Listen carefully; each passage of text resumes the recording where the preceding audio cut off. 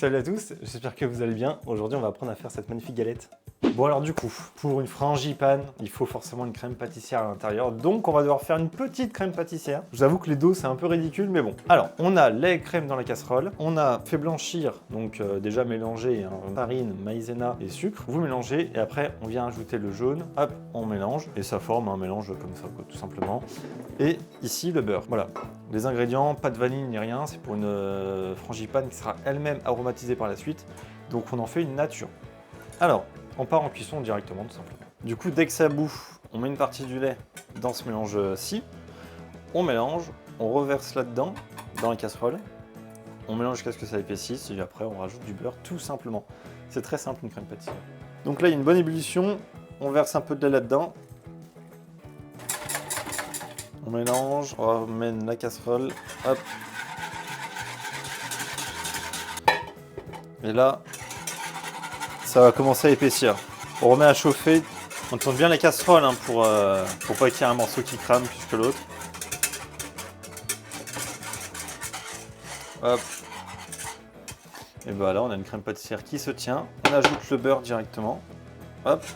Et là, il faut quand même bien mélanger. Enfin, bien mélanger. Il faut bien que le beurre soit incorporé. Il ne faut pas qu'il en reste parce que sinon, après, une fois que ça va refroidir, il y aura des morceaux de beurre, ça va pas aller. Donc voilà, on a une crème pâtissière avec un beurre qui a été mélangé. Et là, il faut la réserver au frigo jusqu'à ce qu'on s'en serve pour la frangipane, tout simplement. Donc, il faudra qu'elle soit froide. On a déjà une petite partie pour la galette, ceci au frigo. On se retrouve pour la frangipane. Allez hop. Pour la frangipane, on va déjà commencer par mélanger à la palette donc le beurre et le sucre. Là, voilà, il faut vraiment que le beurre soit bien intégré au sucre, tout simplement, pas qu'il reste de morceaux. Ensuite, on viendra ajouter les poudres. Et dans les poudres, on va pouvoir retrouver tout simplement la poudre d'amande grise. Alors, vous avez de la blanche, c'est pareil. Farine et maïzena. Ensuite, les œufs. Et après, on viendra ajouter la vanille avec le rhum, forcément. Et la crème pâte et puis la crème épaisse. Donc là, on va venir racler les parois comme ça. On est sûr qu'il n'y a pas de beurre qui reste collé au fond ou autre. Ça, c'est toujours important dans n'importe quel mélange. Venir racler vraiment. On remélange encore un petit peu. Bon, là, on voit que c'est presque bon. Donc, on vient ajouter les poudres. Donc, il n'y a pas besoin de les tamiser. Donc là, vu la quantité, on peut y aller en une fois. Je sais qu'au boulot, on y va en plusieurs fois parce que bon, quand c'est le moment des galettes, ça y va. Et là, petite vitesse. Là, pareil, il faut vraiment que les parois soient propres. Donc, on viendra racler à la fin, il n'y a pas de souci. Donc là, avant de mettre à fond et de faire monter, on va racler les parois. Hop, même principe. Donc là, on voit que c'est bien mélangé. Et à partir de là, on ajoute les œufs. Donc là, on baisse la vitesse forcément. On les ajoute en filet. Donc là, pareil, sur les grosses quantités, on peut les ajouter en plusieurs fois. Là, sur une petite, moi, je n'en vois pas l'intérêt. Après, vous faites comme vous voulez. Et là, on revient racler les bords. Et après, on fera tourner pendant environ 4-5 minutes, quoi. Ça dépend, mais pour bien faire monter, bien faire blanchir le mélange. Hop. Donc, on racle bien. Et ensuite, on va bien faire monter tout ça. Voilà. Belle vitesse. Et on laisse monter tranquillement.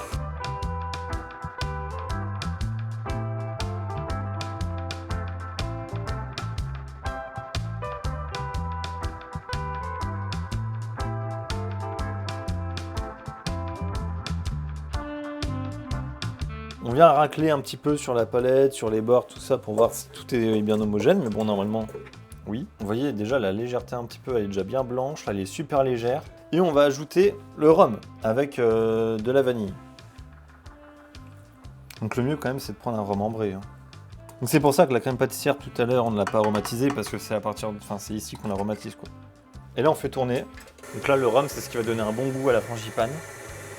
Et là, on vient ajouter donc crème pâtissière qu'on a fait tout à l'heure avec la crème épaisse. Donc crème épaisse 40%.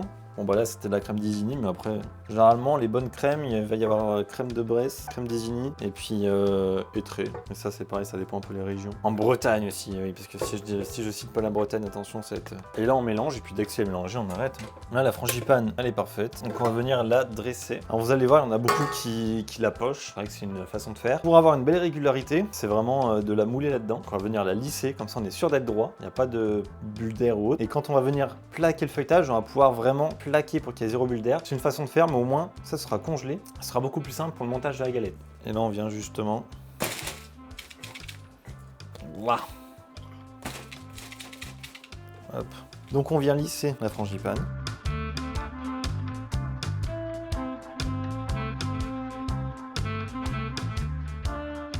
On va venir ajouter la petite fève, forcément. Hop, comme le veut la tradition. Voilà. Toujours au bord, j'aime au centre, hein, parce que généralement, vous voyez, on va couper ici. Donc là, vous avez moins de chances de tomber, enfin, vous avez plus de chances de tomber ici quand vous la mettez au centre, alors que si vous la mettez sur le bord, vous avez moins de chances, quoi. C'est pour ça qu'elle est toujours un peu, puis ça fait durer le suspense, forcément. Hop, on plaque ceci au congèle. Et après, on se retrouve pour la démouler dès qu'on fera le montage de la galette, tout simplement. Bon, alors du coup, on va reprendre là où on s'était laissé pour la galette. Enfin, là où on s'était laissé. On a eu un petit souci, on va dire, de rush. Du coup, voilà. On a la première partie qui a été faite dans mon ancien logement. Donc, voici le déménagement. Et là, on est sur un autre tournage, justement, pour la petite recette. Et donc, on reprend, justement, ce qui nous manque, hein, pour la galette. Donc, j'ai refait la pâte feuilletée, c'est exactement la même recette. J'ai refait la frangipane, c'est exactement la même recette. Et puis, du coup, on s'était arrêté à l'assemblage. Donc on va faire le montage de la galette, on va la dorer, ensuite on va la laisser reposer, on va dire entre 2 et 3 heures, et ensuite on pourra la mettre en cuisson. Pour le montage, c'est assez simple. Vous étalez votre pâte feuilletée, et il nous faut un fond plus large que l'autre, parce que là c'est le bas, et au-dessus, on va mettre le plus large, parce que justement il y aura l'épaisseur de la frangipane, donc en gros ça va se réduire un petit peu, et ça va se retrouver en termes de taille. Si vous n'avez pas compris, vous allez mieux comprendre avec l'image. Alors, on commence par mouiller les bords, parce qu'il faut toujours mouiller. Alors là, on y va avec de l'eau, on mouille, mais faut pas trop, faut juste que... Comment dire? Faut juste que ce soit mouillé, quoi. Faut pas qu'il y ait de l'eau, faut pas que ce soit une piscine, le truc. On n'est pas à la piscine municipale. En fait, ça va servir de colle, on va dire, pour souder justement la galette. Le pinceau, on le garde, on en a encore besoin. Alors, je me munis de ma frangipane, donc elle est congelée, comme ça au moins on est sûr d'avoir une bonne taille. Donc vous voyez, c'est plus épais, on va dire, de 1 ou 2 cm de chaque bord, en sachant qu'on va recouper un chouille, mais vraiment un chouille. Et ensuite, on va venir appliquer. Donc c'est pareil, hein, faut pas d'excédent de farine, hein, sur les fonds. Là, vous voyez, la pâte, elle a pas de farine. Donc là, on vient bien appuyer pour que vraiment la pâte feuilletée épouse la frangipane, qu'il n'y ait pas de bulle d'air. Et là, ensuite, c'est ce que je vous avais dit, on va souder comme ceci. Et en soudant, vous voyez, le fond qui était plus large, bon, bah, il est toujours un peu plus large, mais il se réduit en taille. Donc c'est pour ça qu'on le fait toujours plus large de dessus. Hop. Donc là, on vient souder. Donc en fait, il faut vraiment coller la pâte feuilletée sur les bords. Ça évitera les bulles d'air, au moins comme ça, après le frangipane, on aura directement le feuilletage. Mais il ne faut pas non plus trop appuyer pour éviter d'abîmer les feuillets. Ensuite, pour réavoir un rond parfait, entre guillemets, on reprend alors moi je prends un cercle, hein, le même cercle que j'ai fait pour la première taille, et je viens couper ma galette. Voilà. Et j'enlève l'excédent. Alors là, il faut vraiment un couteau, on va dire, aiguisé, ou alors sinon un cutter alimentaire, si vous avez. Alors moi, je cuis là-dessus. Ça aura une meilleure cuisson, c'est vrai. On va dire, ça va aider, on va dire, ça c'est un sile-pain. Ça va aider, on va dire, le feuilletage en dessous à cuire. Voilà. Après, si vous n'avez pas ça, vous utilisez sur une feuille, un papier cuisson, ça fera pareil, hein. Moi je le fais, ça apporte un petit croustillant supplémentaire en dessous de la galette. Mais voilà, c'est pas obligatoire, ça coûte 15 €, sinon vous avez, on va dire, le lien d'achat sur notre site en description. Donc hop. Là, hop, on n'a pas trop large en croûte. Vous voyez, c'est pour ça que j'ai aussi un peu rabattu. On a une galette bien ronde, et là on tourne. Enfin, on tourne. Là, on a vraiment du feuilletage, hein, on a vraiment... vous voyez, on n'a pas, par exemple, je sais pas comment dire, mais on n'a pas un fond qui va dépasser, on n'a pas un truc comme ça, on a un truc régulier de partout. Voilà, avec un truc bien plat, auquel nous allons dorer, donc venir appliquer la dorure. Du coup, là, on va dorer la galette.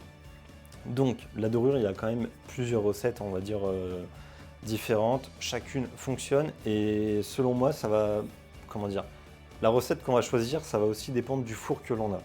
Je sais pas, moi, par exemple, j'ai un four qui n'agresse pas trop en cuisson.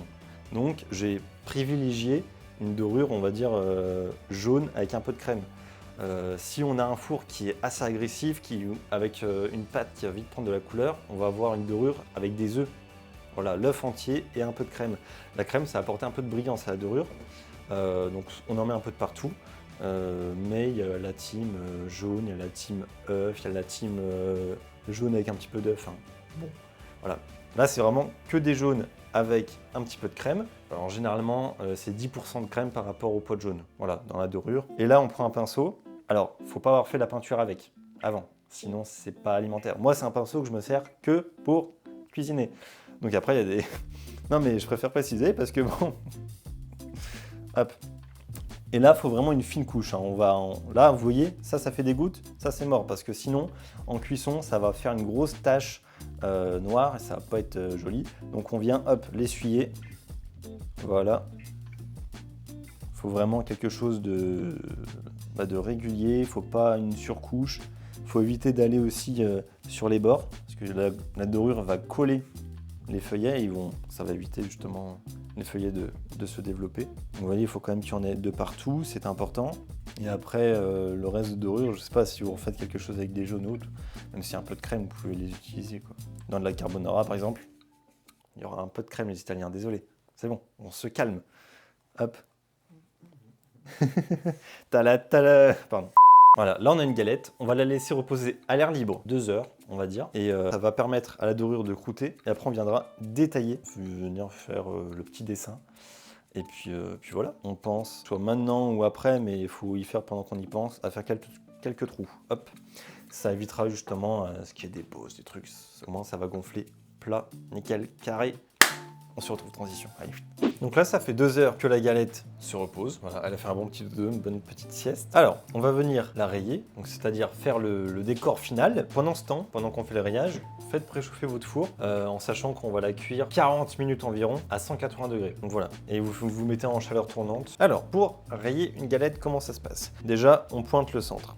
Ensuite, il ne faut pas ouvrir le feuilletage, il faut juste dessiner dessus. Donc, on met pas, je sais pas, on prend pas un couteau, on n'utilise pas ce côté-là, parce que là, en fait, on va juste déchirer le feuilletage, et ça va pas être joli. Ce qu'on veut, c'est juste avec la pointe d'un couteau, peu importe, dessiner, donc on va rentrer un tout petit peu dedans, mais sans plus, quoi. Après, il y a plusieurs façons de le faire. On peut faire des traits comme ceci, comme la traditionnelle, avec tac, tac, tac, tac, tac, tac, tac, tac.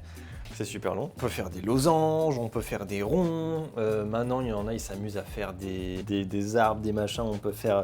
Voilà, si vous êtes dessinateur, là, vous pouvez vous éclater sur une galette. Moi, ce que j'aime bien, et c'est vrai que c'est on va dire une forme qui revient assez chez les pâtissiers, c'est l'arc de cercle. Donc, vous voyez, déjà, on vient bien jusqu'au bout. Et puis, un petit arc de cercle comme ça. J'appuie pas trop, mais un petit peu quand même.